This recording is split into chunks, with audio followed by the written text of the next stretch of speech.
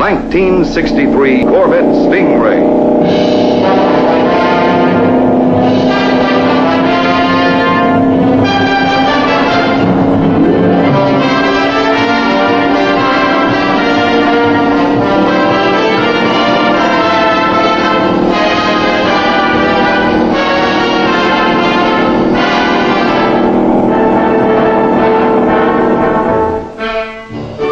The idea of the new Corvette Stingray was conceived at the General Motors Technical Center, where designers and engineers were given free rein to develop a distinctly different kind of sports car from the ground up. Once overall design requirements for a convertible and a sports coupe were established, and major components had been built and pre-tested, the next major step was the construction of pre-production prototype models to check out design and engineering details of the finished cars. Beginning with a one-piece underbody, the first handmade prototype, a sports coupe, takes shape and form on a perfectly level surface plate in the fiberglass body shop. For this new fastback model, the passenger compartment is completely framed in a steel network that in non-technical language is known as the birdcage. It isn't long before the surface plate is filled with clamps and fixtures as additional body sections are assembled like a giant jigsaw puzzle. Each new section is carefully fitted into place, then prepared for bonding to adjacent panels. All of the pieces that make a complete prototype body, including this rear quarter panel, are formed in plaster molds that are hand cast from wood patterns. After the molds are treated with a coat of resin, fiberglass cloth is carefully hand fitted to their contours, then coated with more resin. When the plastic material has set and been trimmed, the panel is taken out of the mold and fitted into a sub-assembly consisting of the roof and the opposite rear quarter panel. A rear end panel across the back completes the four-piece sub-assembly. Fiberglass reinforcing strips are then bonded along all seams for added strength and rigidity. With the roof and rear fender assembly now joined into a single unit, the entire piece is lifted out of its special fixture and bonded directly to the underbody and birdcage. The birdcage is designed to provide steel support for the fiberglass roof section in the passenger area of the fastback model. This marriage of steel and fiberglass also results in a stronger body with increased torsional rigidity. While each piece of the prototype body, including front fender panels, is carefully and accurately joined on the surface plate in the fiberglass body shop, a prototype frame for the new sports car takes shape on another surface plate in the experimental frame shop. The shorter frame for the 98-inch wheelbase car is entirely new, a rigid perimeter unit with 5 cross members. The all-welded steel structure formed by these members results in greater torsional stiffness, while closed side members outline the entire passenger compartment. Sports car design requirements are also evident in the rear sub-assembly of the frame, where twin exhaust pipes will pass not under, but through the intermediate cross member. As the frame continues taking shape, constant checks against engineering and production standards are made. Then, the two sub-assemblies are welded together, and the completed frame is moved into the paint shop for final finishing. Soon afterward, frame and body are ready to be joined temporarily to check fit, accuracy, and alignment, and to transport the body to the paint shop. The clutter of fixtures surrounding the fiberglass body is removed, revealing a distinctly different sports car look. The hood line is long, low, and tapered. Later, retractable headlights will be installed to complete the smooth sweeping effect. The body is also significantly lower and more compact than in previous years, yet some interior dimensions have actually been increased. And for easy entry and exit, door openings wrap right into the roof panel. Providing a complete set of handmade trim for the prototype interior is the responsibility of the engineering trim shop. Here, as elsewhere during the construction of prototype models, highly specialized skills are called for. This handcrafted pre-production seat, for example, is designed to combine a deeper bucket with more wraparound support in the back section. Objective, increased driving and riding comfort. Because beauty is important too, standard seats are covered with pleated leather grain vinyl. For a plush touch, genuine leather seat trim is optional. Every part on a pre-production car calls for specialized attention. Someone to design it and someone to make it. Prototype body hardware, for instance, is die cast one piece at a time in the engineering foundry. But the precision molds are made from wood models, and the hand-carved wood models are made from blueprints. And the blueprints are based on sketches drawn by stylists. The end result of this long chain of skills can be something as large as a complete fiberglass body or as small as a zinc nameplate. Then, when every component has passed through testing, manufacturing, and finishing steps, final assembly of the prototype car gets underway. Assembly proceeds from the ground up, starting with the prototype frame and a completely new rear suspension system. First, to decrease the unsprung weight of the car and thereby produce true sports car ride and road handling, a rubber isolated differential is bolted to the frame.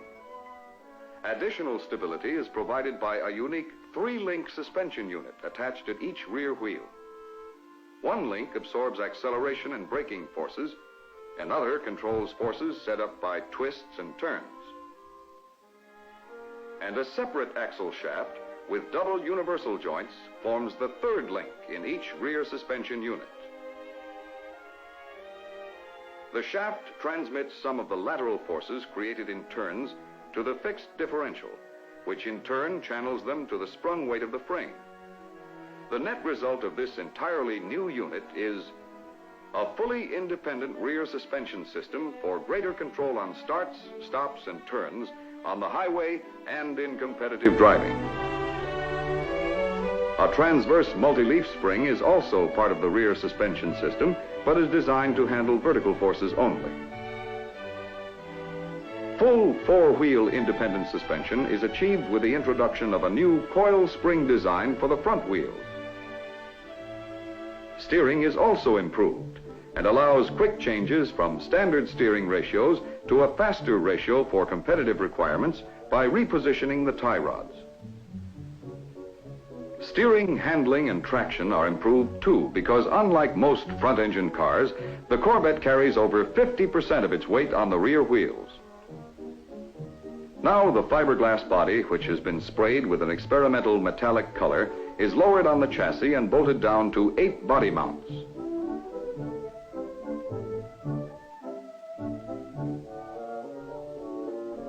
Alignment of the wrap-over doors is checked. The ends of the transverse multi-leaf spring are bolted in place. And the final assembly of the interior and exterior of the car now becomes a matter of nuts and bolts, plus several hundred other parts. Each has its own production number, which has been carefully recorded in the parts catalog for the prototype car. Whether big or small, whether a production part or a handmade piece, every component has been requisitioned and is on hand when required. With the prototype rapidly reaching its completion and evaluation date, skilled assemblers work round the clock to meet predetermined build schedules. Soon, the prototype interior is completed, down to the very last screw and washer. Rapid progress is also made in the outside appearance of the car, which takes on a distinctive look and personality all its own. Electrically rotated headlights, for example, are a key design feature of the prototype. The lights are operated from inside the car by 2 controls. One reveals and retracts the twin units. The other turns the lights on and off. With the lights in their concealed position, front-end styling has a smooth aerodynamic flow. At the rear of the car, the gas filler tube cover for the standard 20-gallon tank or optional 36-gallon tank is attached. Later, The distinctive Corvette emblem will add a styling highlight to the cover. Finally, the spare wheel is raised into a concealed well beneath the gasoline tank. A major checkpoint has now been reached. For the prototype sports car, after nearly 2 years of planning, designing, and pre-testing, and the individual efforts of hundreds of people, is a completed reality. It moves now to the test car garage, where final changes will be made in paint, parts, and engineering specifications before final evaluation of a convertible and a sports coupe begins at the General Motors Proving Ground. Here, a group of Chevrolet research and development engineers and Zora Arkus-Duntov, staff engineer in charge of high-performance vehicles, are joined by 2 well-known Corvette drivers, Dr. Dick Thompson and Dave McDonald. Their purpose? To evaluate a Stingray convertible and a Stingray fastback. 2 prototypes which reflect a full decade of sports car experience by stylists, engineers, research and testing personnel, production experts, and individual craftsmen of 100 different skills. Yes, it takes people with know-how, plus a nationwide network of manufacturing facilities to produce a distinctively different car, a car worthy of its sports car designation. Nothing illustrates all of this better than the sight and sound of the new Corvette itself. So watch and listen to this new and dramatic idea in sports car going.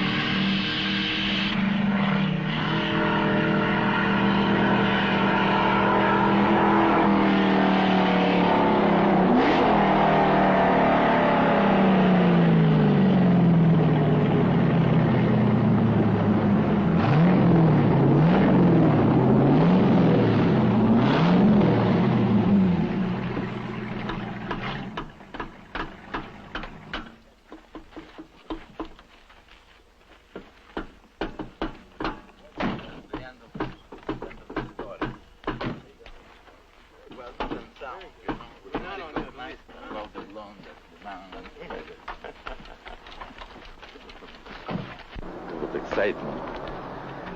All right. Let's stop being excited. Tell me your general feel. It was a great improvement over the 62.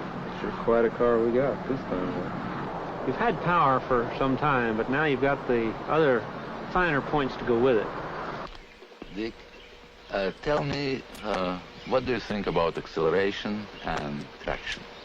It was very difficult to actually spin the wheels starting off.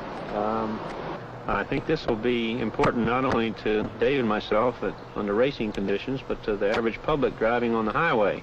The average person accelerating off, say in slippery weather even, or on dry pavement, will have the car much more under control. Dave, what do you think of inside of the car?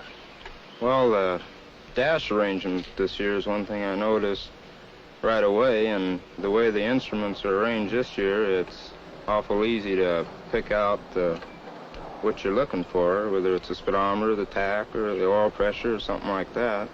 Tell me, Dick, how do you feel about the driving position, pedal arrangement, all the interior? It was very comfortable, Zora.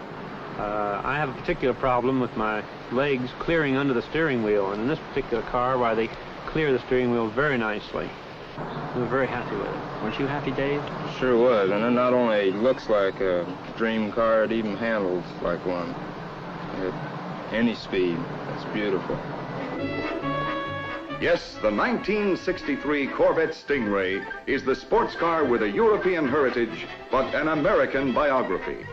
A biography that summarizes a decade of outstanding achievement in design, performance, and engineering by Corvette, America's sports car.